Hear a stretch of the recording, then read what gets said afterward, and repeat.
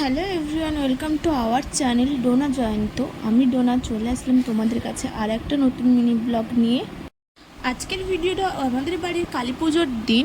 ওই দিন খুব সকাল সকাল ঘুম থেকে উঠে আমি প্রথম গোপাল চান করে নিয়েছিলাম, তারপর সব ঠাকুরকে দিয়ে নিয়েছিলাম।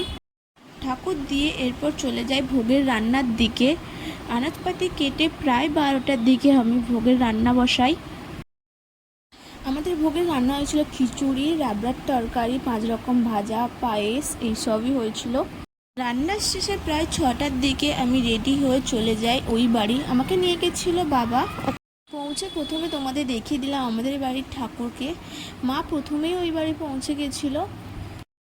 পুজোর জন্য যা যা লাগবে একদিকে ঠাকুরমশাই গুছিয়ে নিয়েছিল, অন্যদিকে আমিও গুছিয়ে নিয়েছিলাম। এরই মধ্যে চলে আসে আমাদের বাড়িতে বোন।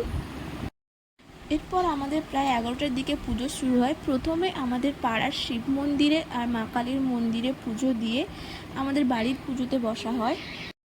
আমাদের বাড়ির পুজোতে বসেছিল আমার বর। 108টা প্রদীপ জ্বালিয়ে আরতি করা হয়।